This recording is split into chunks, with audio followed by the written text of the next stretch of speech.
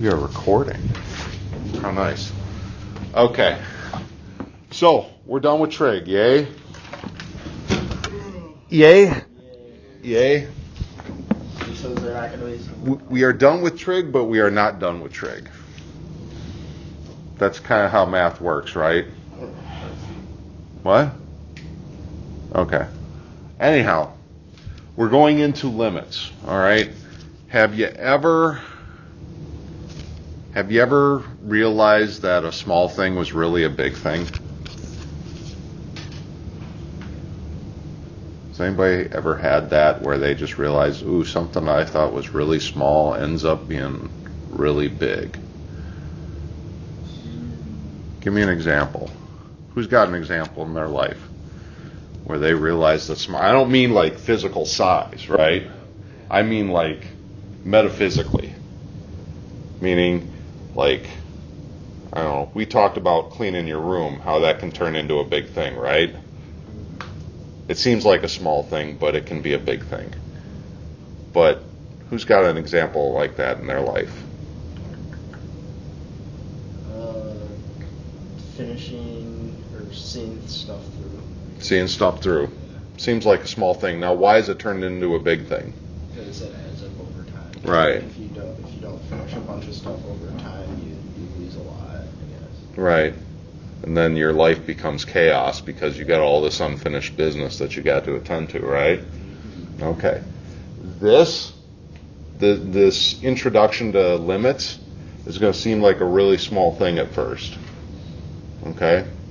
It's going to seem really, really small. I wanted to give you my story on one of the things that we did in the Navy on the submarine is we ran a lot of drills. And one of the drills, well, most of the drills had us go through a procedure that was called rig for reduced electrical. Meaning if my generators went down, I had to turn off all non-essential electrical loads in order to, how would I say it? In order to preserve the battery, make the battery last as long as we could, okay? I'm not exactly plugged into a power cord hooked up to the power plant on land because there is no land, right? And then sometimes we had to do something where our engines, our things that make the propeller go round, were driven by steam turbines. And steam's really hot. And when steam comes into contact with metal expands and contracts when it gets hot. Well, it expands when it gets hot. It contracts when it cools back down. So you have to be very careful on how you heat up or cool down a turbine. Otherwise, you'll break stuff or you'll make it not perfectly straight, and when you try and run it, it'll wobble. And it'll wobble really badly. And so one time, well, and then when you shut down a main engine, once they're warm and up and running, they just stay running, right? We always run them. But sometimes you got to shut down your turbines too. And when you do that, you have to put them on something that we call a jacking gear. Okay, and a jacking gear is just a little motor that's coupled into some gears, and what it does is it turns that turbine very slowly so that when it cools down, it's cooling down evenly. Make sense?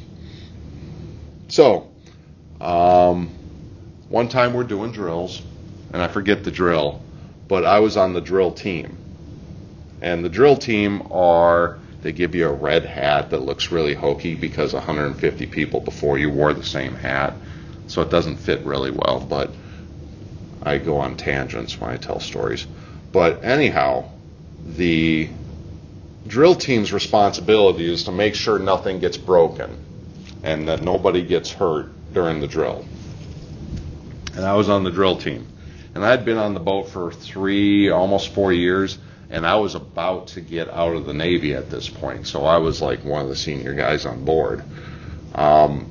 And during this drill, it was my job to make sure that when the turbine stopped, when we shut down the turbines, they stopped moving. And when the turbine stopped moving, I engaged the jacking gear and turn it on. So that was my job. And long story short, a lot of stuff going on at once. I had forgotten whether I had engaged the jacking gear or whether I had not engaged the jacking gear. Turns out I had engaged the jacking gear, but I had forgotten that. And so what I thought was engaged the jacking gear when in fact I had actually disengaged the jacking gear. Okay? So now the main engines, the turbines, are cooling without being turned around and around, and that's bad.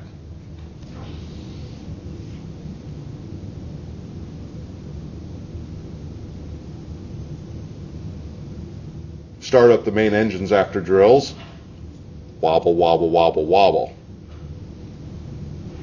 Wobble, wobble, wobble. Turns out they've been cooling for about 15 minutes with nothing turning. And so they were out of, the main engine is a bunch of turbine blades. It's like a fan blade like that right up there, except a lot more articulate, right? A lot more complicated. And they're mounted on a long steel shaft. And that shaft has to be perfectly straight. And what happened when it cooled is it got a little bit of wobble in there. Not enough that anybody could see with the naked eye, but enough that when you turn it at 3,000 RPMs, it runs the risk of seriously breaking something and sending turbine blades flying into what we call the people spaces. Bad jujus, right? So that was the last time that we were out to sea in my Navy career. And I made it so that the boat couldn't go anymore. And we had to actually get towed in. Now, thankfully, we weren't doing drills out in the middle of the Atlantic, because that would have been a really bad day, right? We were only about 10 or 12 miles off the coast. But we had to have a tug pull us in, all because of me. Yeah, that was a proud moment in my life. But turning gear, one of the smallest pieces of equipment in the engineering spaces, little thing, turned out to be a really big thing, right? Okay? What I'm at, and the reason I share this with you is because a lot of times we don't give good respect to little things. And this is one of those little things that you're going to think, well, why the heck am I doing this? This is stupid. And it's going to seem like make work. But this, it took about 400 years to flesh all this language out between the brightest minds over that course of time. And to have a coherent framework of ideas that led to the foundation of calculus. Right? It took the most brilliant minds in the world 400 years to figure this out. Okay? And most of the reason for why it took so long is because everything in here seems obvious. It seems matter of fact.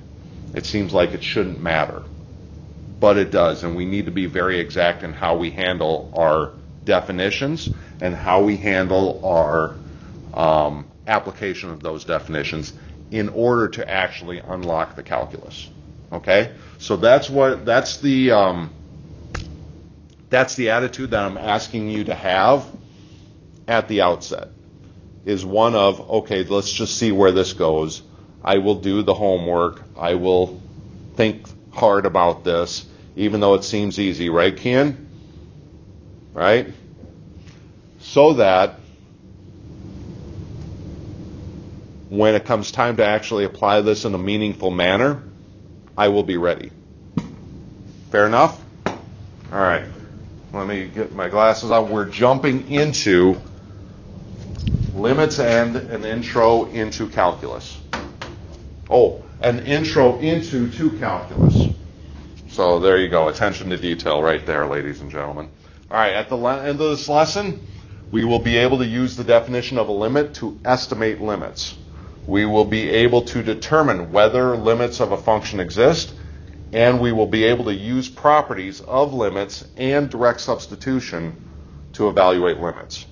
So let's get started. I don't like the view. I'm going to zoom this to 150. And shall we get started? All right. Example number 1. This is on page 780 in your book. If you have it, great. If you don't have your book, why don't you have your book here? You're the only one.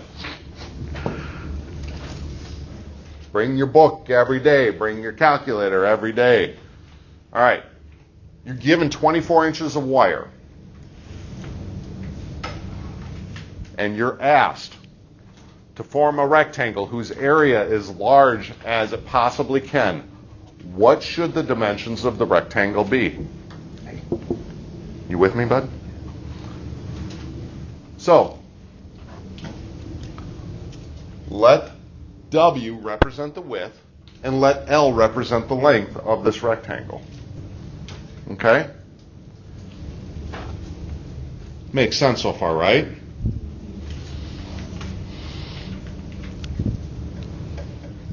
Now, if, and I don't like the format of how I did this, but 2L plus 2W should equal what number?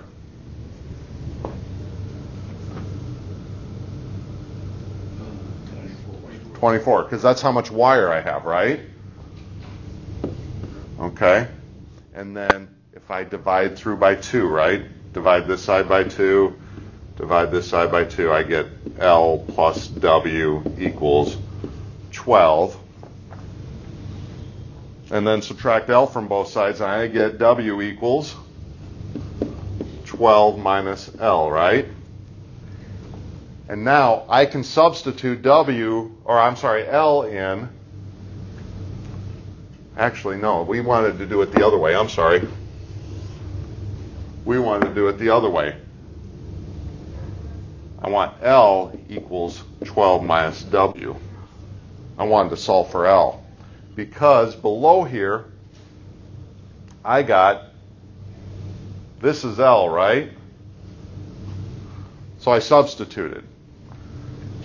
And then distributing that W through the polynomial. Oh, I see, I got it written right there. I got 12W minus W squared. Okay, this is my formula for area, right? This is really, I should have this written as area as a function of W, right? Equals 12W minus W squared.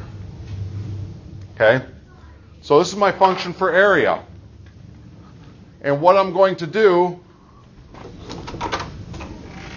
is I'm going to develop a table. And you probably already know the answer, but bear with me while we go through this exercise. We're going to build a table.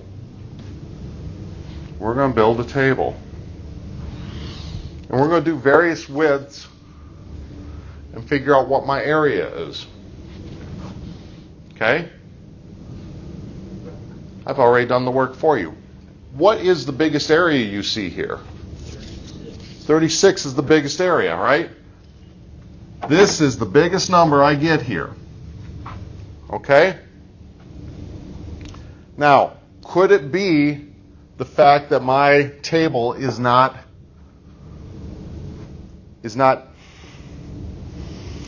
what if I did 2 decimal points? If I rounded to the nearest hundredths instead of the nearest tenth?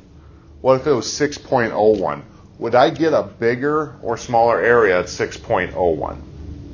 No. Why not? Because as you move away from 6, it gets farther and farther away from 36. Okay, so as I get away from 6, as I go away from 6 this way, So 5.99, my area is going to go down.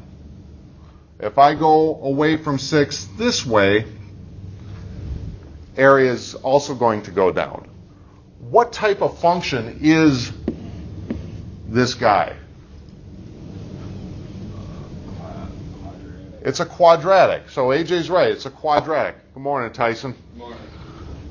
So it's a quadratic function. Okay? What do you think is special about what type of shape does a quadratic function graph out? Somebody other than AJ. What's that, Ben? A parabola. Okay. What do you think is special about this point right here on the parabola?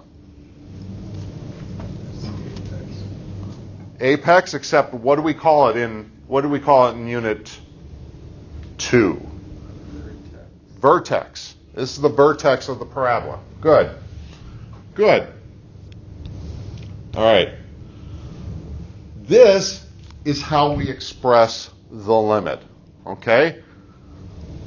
We say the limit of the area A as W approaches 6 equals 36. We write it like this. So, the first part, I'll do this in red. This part right here says I'm evaluating a limit, right? Pretty straightforward. Okay? This part does two things. It establishes my independent variable. What's my independent variable here? Width, W, right? It also tells me what the variable is approaching. What value is this variable approaching? And what value is this variable approaching? The area. So my width is approaching what value, Tyson? 6. See the little arrow going to 6? Good. Now, the A, that establishes my dependent variable, or my function. My function here is A, right? And A represents area here. And then, this guy, what's that tell me? It tells me what my function approaches as my dependent variable approaches 6. Okay? And we read this like this. We say the limit as W approaches 6 of my area equals 36. Okay? The limit as W approaches 6 of area is 36. Okay?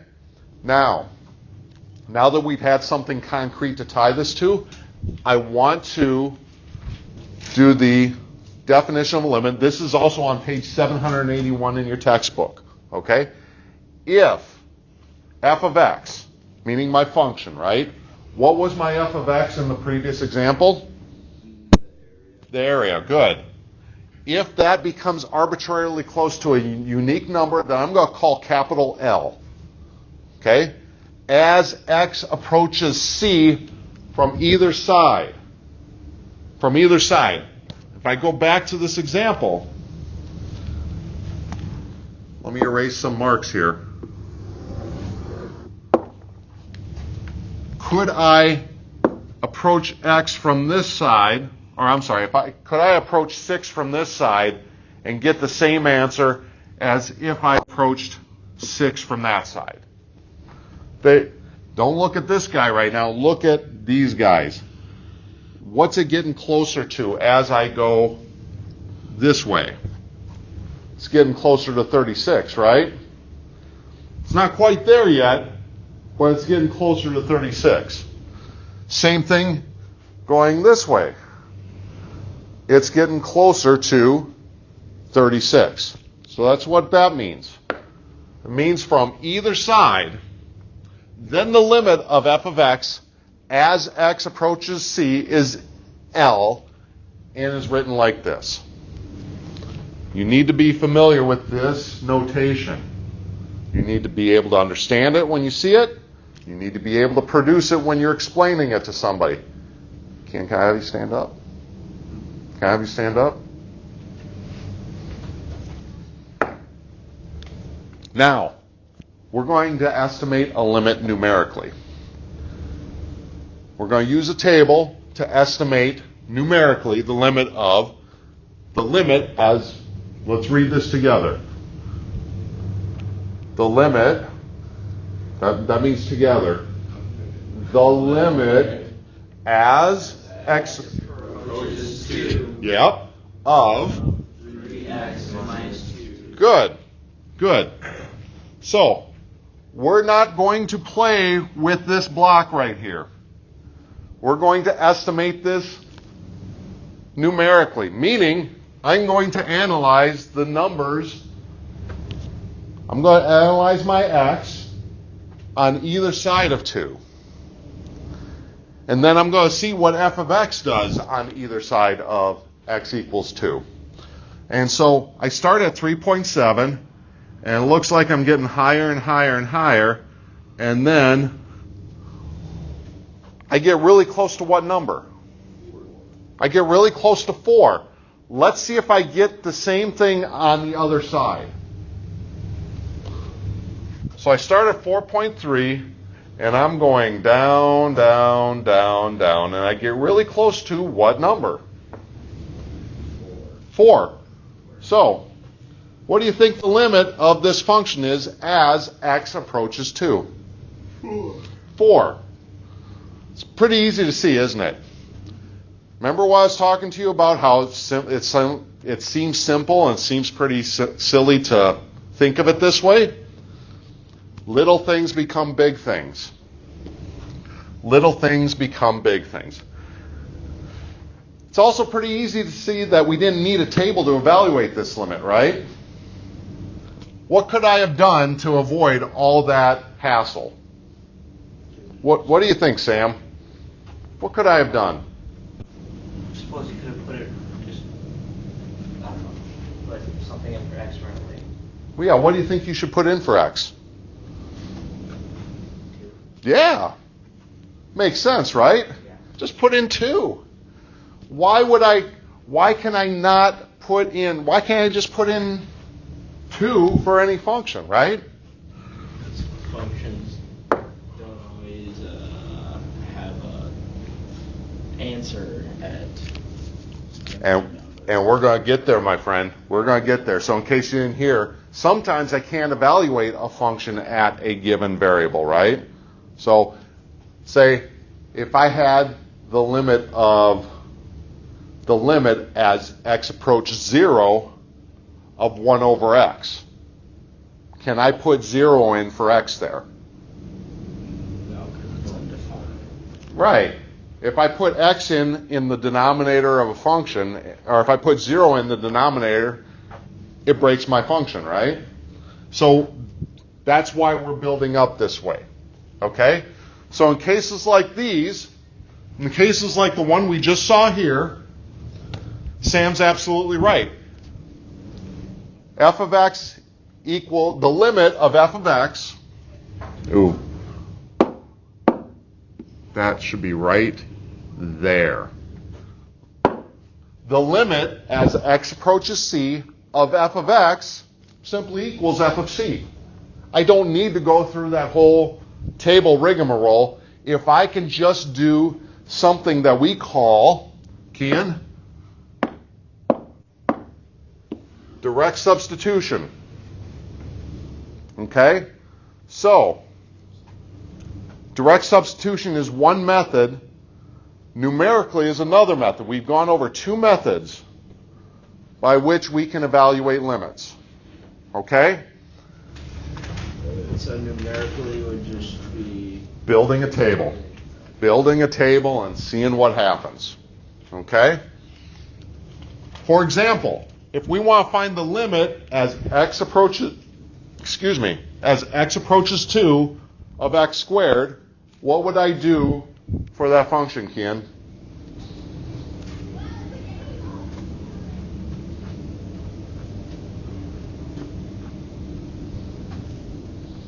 When I say the term direct substitution, what do you think when you hear the term direct substitution?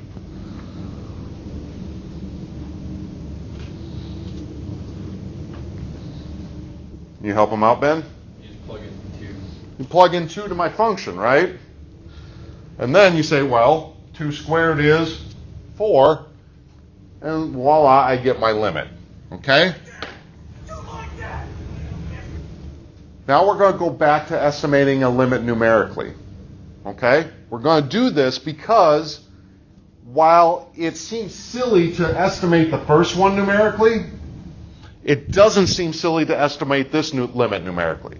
So let's numerically estimate the limit as x approaches 0 of x over x plus the square root of x plus 1, all minus 1. Okay? What happens if I let's try direct substitution first, shall we? What happens if I put 0 in up here? So instead of x, it would be 0. And instead of x, it would be 0. So I get 0 divided by, can I do 0 in the top of a fraction? Yeah, I can do that. Okay, and then I get 0 plus 1, which is 1. Take the square root of that, I get 1, right? Plus or minus 1, really, but let's stick with the positive because I want to subtract 1 from it. And 1 minus 1 is 0, right? So then I got 0 over 0, right, Tyson? Yeah. I can't really plug in x, or 0 for x, and evaluate this limit via direct substitution. Because then I get 0 over 0, and I've broken my function. But what can I do? I can build a table. I can build a table. So, when I put in negative 0.01, I get that number right there. And then as I go up with my x, look what happens to my f of x. It gets closer and closer and closer to what number? It gets closer to 2, right? Does it do the same thing going the other way? Meaning, starting right here and going down, down, down. What number do I get closer to? I also get closer to 2. So what do you think the limit of this function is as x approaches 0? 2. 2. Even though the value of f of 0 does not exist, a limit exists. Right, Tyson? Yeah. That's the important distinction today. Even though there is no f of 0 in this function, because is f of 0 is 0 in the domain of f? No, it is not in the domain because 0 breaks this function. However, I can evaluate all the numbers really close to it, observe the trend, and come up with an answer for the limit. Now, should I have put 2 in there? Does f equal 2 when x equals 0? No. No. This is bad. This is bad. I don't do that, right? But what I do is I say the limit as x approaches 0 I'll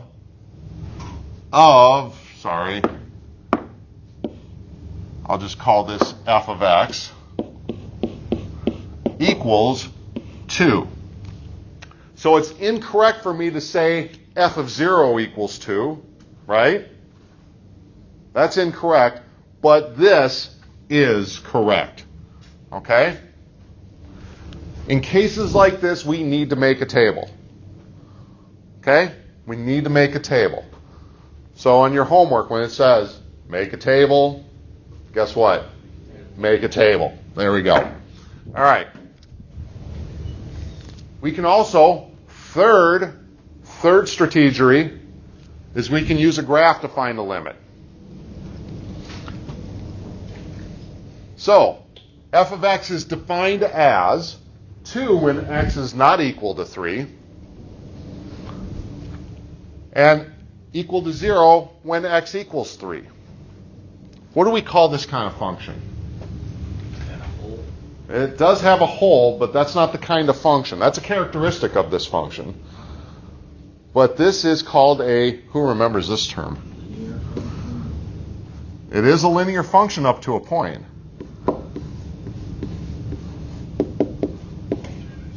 Piecewise function, who remembers that term? Algebra 1, right? Algebra 1, it's coming back. It all comes back. It all comes back. So, but this is an interesting, and we've seen functions like this before, haven't we? What do you think the limit of this function is as x approaches 3?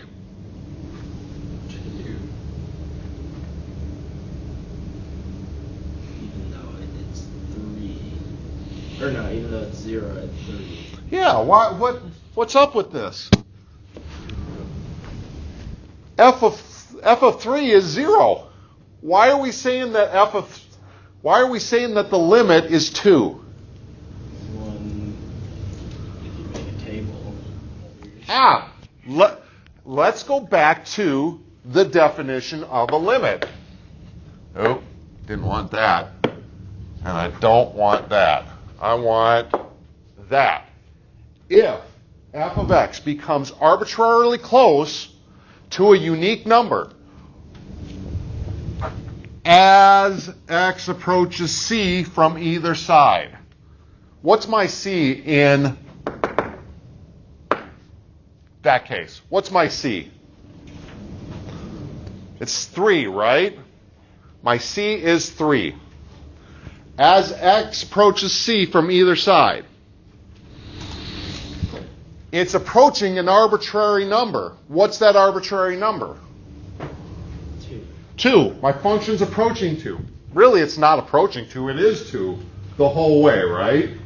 So if I built my table, x compared to f of x, I get, let's do -1, 0, 1, 2, and then we got our magic number of 3 here, and then I got 4, 5, 6, right?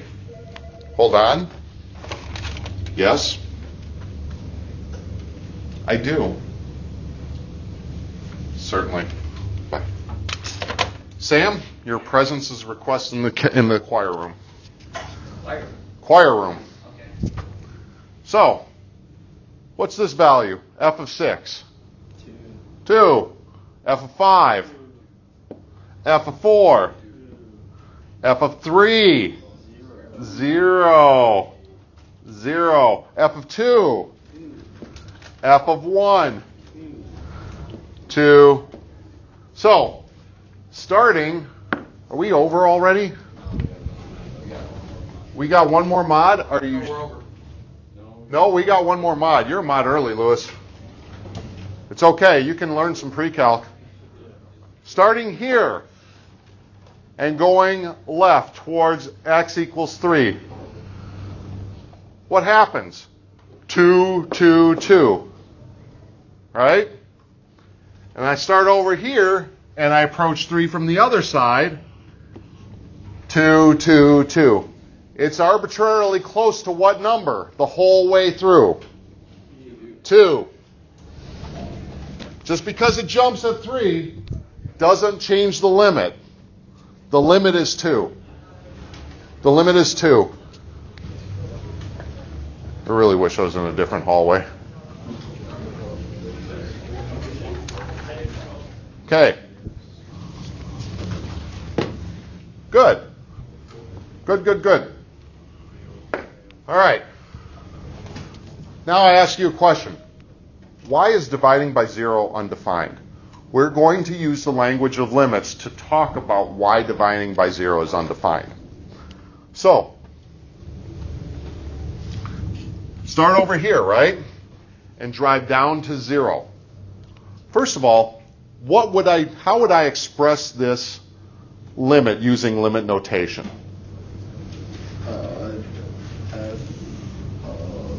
F of x equals 1 over x. So it'd be the limit of 1 over x as x approaches 0 Right. is infinity. the limit as x approaches 0 of 1 over x. So AJ's saying it's infinity. And looking at this, starting here and driving down towards 0, what's f of x doing? It's getting higher. It's getting bigger and bigger and bigger and bigger. Divided by smaller and smaller. I like his reasoning. I like his reasoning. Now, what happens the other way? Starting here and driving up towards 0, what happens? It's getting bigger in the negative direction, right? Yeah, exactly. It's driving down towards negative infinity. So if we graph both of these, it would look like this. It would look like that on the front side of 0, right? But on the back side of 0, and I should say on the back side of x equals 0, it looks like that, right? And I put those two together, and I got at 0 it either equals that or it equals that. Can I have that? Because now there's two answers. Let's go back to the definition, right? As x approaches c from either side, it has to become arbitrarily close to a unique number L. What's that unique number? There is none. There is none, because I got two L's, right? I got positive infinity, I got negative infinity. So when they say unique, they mean that just like a single. A single number. Yeah, that unique, this term unique, used a lot in mathematics. We love the word unique. We love it. We love it. Okay? And then, boom, boom. So, remember, limit of the definition, that the limit exists if x approaches, if that value exists as x approaches c from either side. Okay? So because as x approaches c from either side, the function does two different things. There is no limit for this function as x approaches 0. Does that make sense? Okay. So, that brings up a new point. Conditions under which limits do not exist. You like how I didn't end my sentence in a preposition? Yeah. Most of the time I'd say conditions where, I don't even know how I'd say that. I've been so proper. Yeah, that would be ending in a preposition, right? That would be bad. That would get Mr. Lindbergh mad at us. Does he care about that type of stuff? No idea? No? Okay, so 3 conditions where limits don't exist. 1, if x approaches a different number from the right side of c as it does from the left side of c. So, like the condition we just saw, right? Divided by 0, it did that. It approached 2 different numbers, right? 2, if f of x increases or decreases without bound as x approaches c. Okay? What does that mean? If it increases or decreases without bound. So if it's infinity, Yeah, if it goes up to infinity or down to negative infinity as x approaches c, we say that limit does not exist. wait, so could it also be like an irrational number? It could approach an irrational number. It could approach an irrational number. So that also be like without bound. Nope. They specifically mean positive or negative infinity. Oh, okay. Right? Because think about it. Is infinity really a number? No. No. It's just an idea that says, you give me a really big number, I can give you a number that's bigger. That's all it means, right? It's like a concept more than. It's an idea, yeah. And it's an idea we leverage a lot in math. But it's not a number. And it's certainly not a unique number, right? It's an idea given to a whole slew of numbers. So, good question. Now, the third case in which... okay. Can there not be anything higher, or higher than infinity? Well, 2 infinity isn't bigger than like 1 There infinity. multiple infinities. there are multiple infinities, but that's above my pay grade. I'm not quite... Multiple infinities? Yeah, there's multiple infinities. Yeah. Can there be multiple infinities? We can go into that on a side note.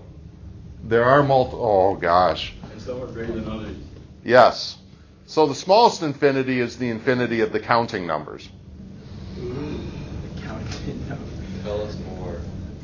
So, This sounds intriguing, actually. the infinity of the counting numbers, we give it a symbol. We call it... Let me see if I can... It looks... You know how we got the natural numbers like that? They put a little tail on both ends like that. And that's the Greek letter aleph. And that's the type of infinity. Aleph naught is the infinity of the counting numbers. Okay? Aleph naught means the infinity that comes when you're talking about 0, 1, 2, 3, 4, 5, 6, and this gets old, so it just keeps going on and on and on, right? Is there like infinities for like imaginary numbers? Yeah, so think about this. So this is the counting numbers. It's also the infinity of the integers, right? Okay. Now think about this. What about the rational numbers? Do you think that has more terms or less terms or the same number of terms as the counting numbers, the integers? More, because like you have infinity in between each number, kind of. And intuitively, we think that, right? It has been proven that this is also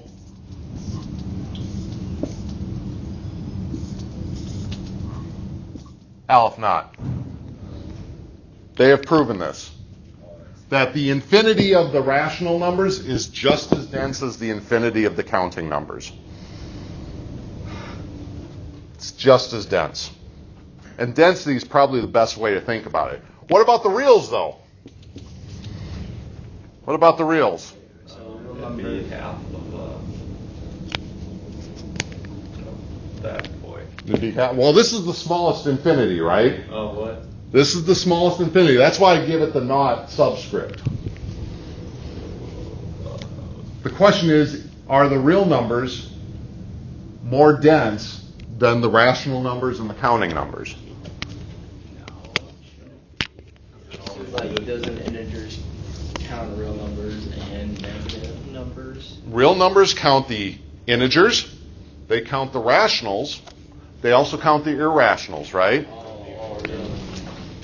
Rational numbers are what? Who remembers how to define rational numbers?